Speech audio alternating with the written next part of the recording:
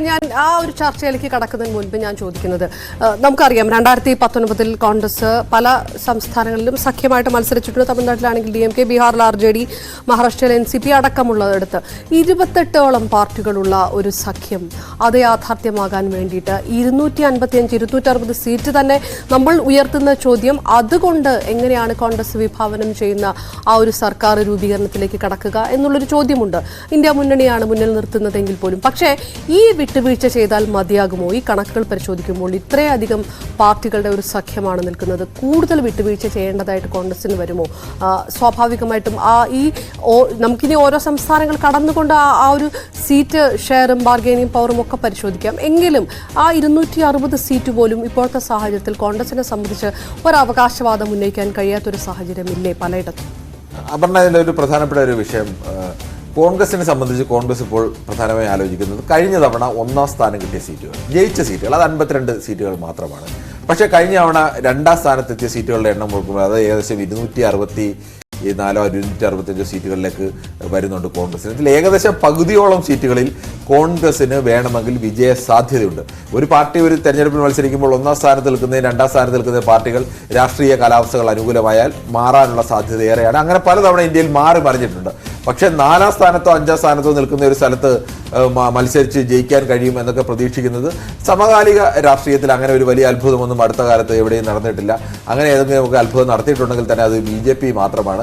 കോൺഗ്രസിനായാലും കോൺഗ്രസിനൊപ്പം നിൽക്കുന്ന പാർട്ടികൾക്കായാലും ആ തരത്തിലേക്കൊന്നും ഒരു വലിയ കുതിച്ചാട്ടത്തിന് കഴിഞ്ഞില്ല. പക്ഷേ 2ാം സ്ഥാനത്ത് നിൽക്കുന്ന സ്ഥലങ്ങളിൽ ഈ പാർട്ടി ആഞ്ഞു പിടിച്ചാൽ, അല്ലെങ്കിൽ അവിടെ 3ാം സ്ഥാനത്തോ 4ാം സ്ഥാനത്തോ നിൽക്കുന്ന പാർട്ടികളെ കൂടി കൂട്ടി യോജിപ്പിച്ച് കഴിഞ്ഞാൽ, കഴിഞ്ഞ അവിടുത്തെ ഒരു കണക്കാരൻ 2019 കണക്കാരൻ പരിശോധിച്ചാൽ മനസ്സിലാവുന്ന ഒരു വിഷയം, ഏകദേശം 50 മുതൽ 75 സീറ്റ് വരെ BJP ജയിച്ച സീറ്റുകളിൽ മറ്റ് പാർട്ടികൾ, 3ാം സ്ഥാനത്ത് വന്ന പാർട്ടികൾ, പ്രധാനപ്പെട്ട പാർട്ടികളുടെ വോട്ട് കൂടി ഉണ്ടായിരുന്നുവെങ്കിൽ അവിടെ കോൺഗ്രസിന് വിജയിക്കാൻ, അല്ലെങ്കിൽ BJP ഇതര സ്ഥാനാർത്ഥി കോൺഗ്രസിനോ അല്ലെങ്കിൽ മറ്റ് സ്ഥാനാർത്ഥിക്കോ വിജയിക്കാൻ കഴിയുമായിരുന്നു എന്നുള്ളൊരു യാഥാർത്ഥ്യമുണ്ട്. അതിൽ വോട്ട് ഭിന്നിച്ചുപോയി.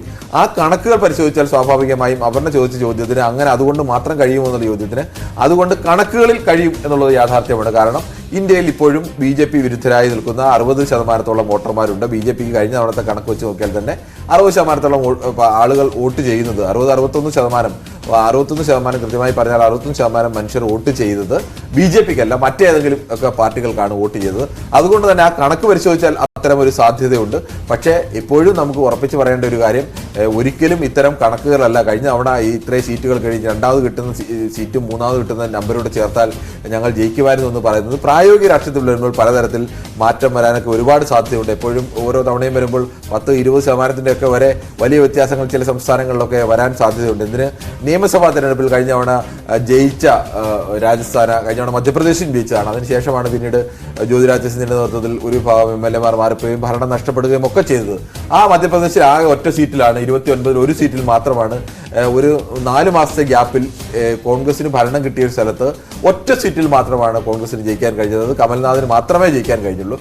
രാജസ്ഥാനിൽ 25 സീറ്റിൽ ആലോചിക്കണം, അവിടെ അശോക് ഗെഹ്ലോട്ടിന് ഭരണം കിട്ടിയ ഒരു സ്ഥലത്ത് ഒരു സീറ്റിൽ പോലും, 25-ൽ ഒരു സീറ്റിൽ പോലും കോൺഗ്രസിന് ജയിക്കാൻ കഴിഞ്ഞില്ല.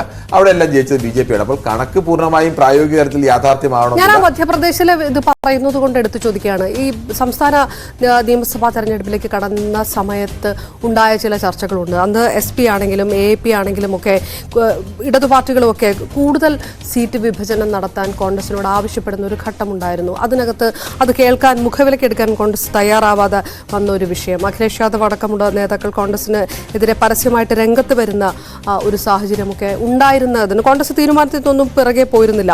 ഈ പ്രതിപക്ഷ സഖ്യമായിട്ട് മത്സരിച്ചിരുന്നെങ്കിൽ മധ്യപ്രദേശിൽ ചിത്രം മറ്റൊന്നാകുമായിരുന്നു എന്നിപ്പോഴും വിലയിരുത്തുന്ന ഒരു രാഷ്ട്രീയ വിലയിരുത്തൽ ഇവിടെ ഉണ്ടല്ലോ. ആ സമയത്ത് ഒരു ചിത്രം അതേത് തരത്തിലായിരുന്നു?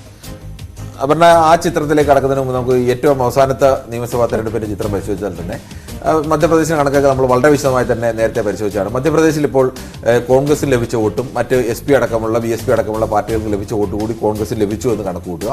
അങ്ങനെ ആയിരുന്നെങ്കിൽ പോലും കോൺഗ്രസിന് അവിടെ ഭരണമൊന്നും കിട്ടില്ലായിരുന്നു. പക്ഷേ ഈ പരാജയത്തിന്റെ ആഴം അവർക്ക് കുറയ്ക്കുവാൻ കഴിയുമായിരുന്നു. ഈ ദയനീയ അവസ്ഥയിൽ നിന്ന് അവർക്ക് ഒരു 20-25 സീറ്റ് വരെ അധികം നേടാനുള്ള സാധ്യത അവർക്ക് ഉണ്ടായിരുന്നു. എന്തായാലും ഒരു 10-ലേറെ സീറ്റുകൾ ഉറപ്പായും അവർക്ക് ഉറപ്പായും ലഭിക്കുമായിരുന്നു. ആ കണക്കുകൾ അങ്ങനെ തന്നെയാണ് വ്യക്തമാക്കുന്നത്.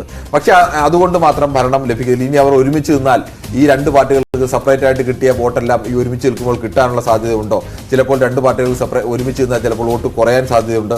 ചിലപ്പോൾ രണ്ട് പാർട്ടികൾ ഒരുമിച്ച് നിന്നാൽ ഈ രണ്ട് പാർട്ടികൾക്കും ആകെ കിട്ടിയതിനേക്കാൾ കൂടുതൽ വോട്ട് വരാൻ, അവർക്ക് ജയസാധ്യതയുണ്ട് എന്ന് കണ്ടു കഴിഞ്ഞാൽ കൂടുതൽ വോട്ട് വരാനും ഒക്കെ സാധ്യതയുണ്ട്.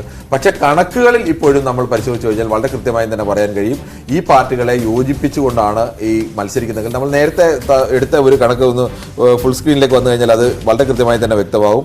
കഴിഞ്ഞ അവിടെ അതേഴ്സിന് UPAക്ക് 91 സീറ്റുകളും അതേഴ്സിന് 98, രണ്ട് വിഭാഗത്തിനൂടെ ഏകദേശം 200ഓളം സീറ്റുകൾക്ക് ഭൂരിപക്ഷം ലഭിക്കാനുള്ള സാധ്യത, ഭൂരിപക്ഷം ജയിച്ച സീറ്റുകൾ അങ്ങനെ ഉണ്ടായിരുന്നു. ഈ ജയിച്ച സീറ്റുകൾ മനസ്സിലാക്കേണ്ടത് നമ്മൾ ഈ അതേഴ്സ് ആരൊക്കെയാണ്, അതേഴ്സ് ആരൊക്കെയാണെന്നാണ് അടുത്ത കാർഡിൽ പ്രധാനമായും കാണിക്കുന്നത്. കഴിഞ്ഞ തവണത്തെ കണക്കാണിത്. കഴിഞ്ഞ തവണത്തെ കണക്ക് നോക്കുമ്പോൾ അതിൽ TMC തൃണമൂൽ കോൺഗ്രസിന് 22 സീറ്റുകൾ, YSR കോൺഗ്രസ് പാർട്ടിക്ക് 22 സീറ്റുകൾ, ജഗൻമോഹൻ റെഡ്ഡിയുടെ ബിജു ജനതാദൾ BJD ഒഡീഷയിൽ 12 സീറ്റുകൾ, UPയിൽ മായാവതിയുടെ BSPക്ക് 10 സീറ്റുകൾ, ഇപ്പോൾ BRS ആയി മാറിയ അന്നത്തെ TRS ചന്ദ്രശേഖർ റാവുവിന്റെ TRS തെലങ്കാനയിൽ അവർക്ക് 9 സീറ്റുകളാണ് ലഭിച്ചത്. ഇതിലിപ്പോൾ ഒരു പാർട്ടി മാത്രമാണ്, TMC മാത്രമാണ്, തൃണമൂൽ കോൺഗ്രസ് മാത്രമാണ് ഈ ഇന്ത്യ സഖ്യത്തിന്റെ ഭാഗമായി നിലവിൽ നിൽക്കുന്ന പാർട്ടി എന്ന് പറയുന്നത്. YSRCP 22 കഴിഞ്ഞ തവണ സീറ്റ് കിട്ടിയ ജഗൻമോഹൻ റെഡ്ഡിയുടെ പാർട്ടി ഇന്ത്യ മുന്നണിയിലില്ല, പക്ഷെ അവർ NDAയുടെയും ഭാഗമല്ല. അത് അവിടെ ഒരു ഓപ്ഷനാണ്, അവർക്ക് എപ്പോഴും തുറന്നൊരു ഓപ്ഷൻ രണ്ട് മുന്നണിയിലേക്ക് പോകാൻ നിൽക്കുകയാണ്. അതുപോലെ തന്നെയാണ് BJDയും NDAയുടെ ഭാഗവുമല്ല, ഇന്ത്യ മുന്നണിയുടെ ഭാഗവുമല്ല, അവർക്കും 12 സീറ്റുകൾ ലഭിച്ചിരുന്നു. BSPയും സമാനമായ അവസ്ഥയിൽ തന്നെയാണ്, 10 സീറ്റുകൾ ലഭിച്ചിരുന്നു. TRSന്റെയും അവസ്ഥ അത് തന്നെയാണ്, അവർക്ക് 9 സീറ്റുകൾ ലഭിച്ചിരുന്നു. കഴിഞ്ഞ തവണത്തെ കണക്ക് വെച്ചാൽ കഴിഞ്ഞ തവണ ഇങ്ങനെ ഒരു സഖ്യം ഉണ്ടായിരുന്നെങ്കിൽ പോലും, ഈ ഇന്ത്യ മുന്നണി ഒരുമിച്ച് നിന്നെങ്കിൽ പോലും കഴിഞ്ഞ തവണ BJPയെ പരാജയപ്പെടുത്താനുള്ള ശേഷിയിലേക്കൊന്നും ഈ മറച്ചു നിൽക്കുന്ന പ്രതിപക്ഷ മുന്നണികളുടെ ആകെ കൂടി ചേർന്നാൽ പോലും എത്തുന്ന ഒരു അവസ്ഥ എന്തായാലും കഴിഞ്ഞ തവണ ഉണ്ടായിരുന്നില്ല. ഈ തവണ അവർ കുറെ കൂടി പ്രതീക്ഷ, കഴിഞ്ഞ തവണ കോൺഗ്രസ് ലഭിച്ചതിനേക്കാൾ കുറെ കൂടി സ്ഥലങ്ങളിൽ അവർക്ക് ശക്തി കൂടുന്നു. കർണാടക അടക്കമുള്ള സ്ഥലങ്ങൾ വരുന്നു, തെലങ്കാന ലഭിക്കുന്നു. തമിഴ്നാടിനെ അപേക്ഷിച്ചാണെങ്കിൽ തമിഴ്നാടിൽ വലിയ മുന്നേറ്റം DMKയുടെ ഉണ്ടാകുന്നു.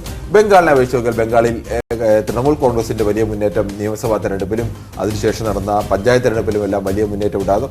ഈ സാധ്യതകൾ കൂടി കണക്കിലെടുത്തുള്ള കണക്കുകളാണ് ഇന്ത്യ മുന്നണിയിൽ പ്രതീക്ഷ അർപ്പിക്കാനും, ഇന്ത്യ മുന്നണി കോൺഗ്രസിനെ സംബന്ധിച്ച് അവർക്ക് ഒരു 100-150 സീറ്റുകൾ, 150 സീറ്റുകളും ലഭിക്കണമെങ്കിൽ 250-260 സീറ്റുകൾ കോൺസെൻട്രേറ്റ് ചെയ്ത് കഴിഞ്ഞാൽ അതിൽ പകുതി സീറ്റ് ലഭിച്ചാൽ പോലും 125 സീറ്റുകളിലാണ് കോൺഗ്രസിന് ജയിക്കാൻ കഴിയുന്നത്. കഴിഞ്ഞ തവണത്തെ ചെറിയ രണ്ടാം സ്ഥാനത്തെത്തിയ സീറ്റുകളിൽ പകുതി സീറ്റുകളും ഇത്തവണ തിരിച്ചു പിടിക്കുക, അത്തരം ഒരു ലക്ഷ്യം, അത് കണക്ക് നോക്കിയാൽ അത് പ്രായോഗികമായ ലക്ഷ്യമാണ്. കഴിഞ്ഞ തവണത്തെ കണക്കായാലും അതിനുശേഷമുള്ള നിയമസഭാ കണക്കുകളൊക്കെ നോക്കിയാൽ പ്രായോഗികമായ ലക്ഷ്യമാണ്. ഇത് പ്രാക്ടിക്കൽ ഒരു യാഥാർത്ഥ്യം, ഇതുവരെ ഞങ്ങൾ മെലിഞ്ഞു പോയി എന്നുള്ള യാഥാർത്ഥ്യം തിരിച്ചറിഞ്ഞുകൊണ്ട് ഈ മെലിഞ്ഞ ഞങ്ങൾക്ക് ഇനി എന്ത് ചെയ്യണം, മറ്റുള്ളവരെ കൂട്ടി യോജിപ്പിക്കണം, ആ ഒരു യാഥാർത്ഥ്യം കോൺഗ്രസ് പാർട്ടി തിരിച്ചറിഞ്ഞു എന്നത് രാഷ്ട്രീയത്തെ സംബന്ധിച്ച് ഒരു വലിയ, കോൺഗ്രസിനായാലും കോൺഗ്രസ് ഒപ്പം നിൽക്കുന്ന പാർട്ടികൾക്കായാലും വളരെ പോസിറ്റീവായി നിൽക്കുന്ന ഘടകമാണ്. ഇതിനെ മറികടക്കണമെങ്കിൽ BJPക്ക് സ്വാഭാവികമായും ഈ രാമ ജന്മഭൂമി അടക്കമുള്ള, അയോധ്യ അടക്കമുള്ള അജണ്ടകൾ ശക്തമായി അതൊരു വളരെ പ്രധാനപ്പെട്ട കാര്യം.